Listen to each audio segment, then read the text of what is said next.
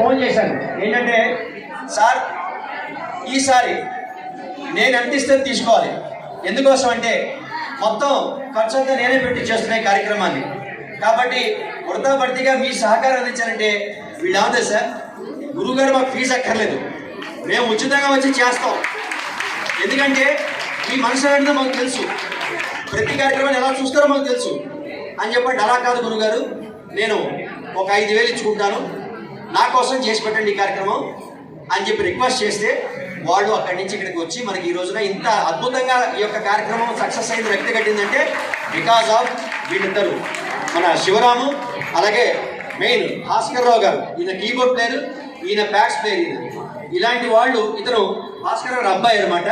వీళ్ళిద్దరూ కూడా ఏంటంటే వెళ్తే కనుక ఏ ప్రోగ్రామ్ సరే గ్రాండ్ గ్రాండ్ గ్రాండ్ సక్సెస్. ఇలాంటి వాళ్ళని మనం సన్మానించాలి, గౌరవించాలి, ఎందుకంటే అంత దూరం నుంచి మీరు ఫీజు ఇవ్వకపోయినా పర్లేదు మేము వచ్చి చేస్తామన్నారు చూసారా, దానికి మనం అందరం కూడా ఒకసారి గట్టిగా కర్తార్థం చేయాలి. ఖచ్చితంగా ఇలాంటి వాళ్ళకి మనం సపోర్ట్ చేయాలి, మనం ఎంకరేజ్ చేయాలి.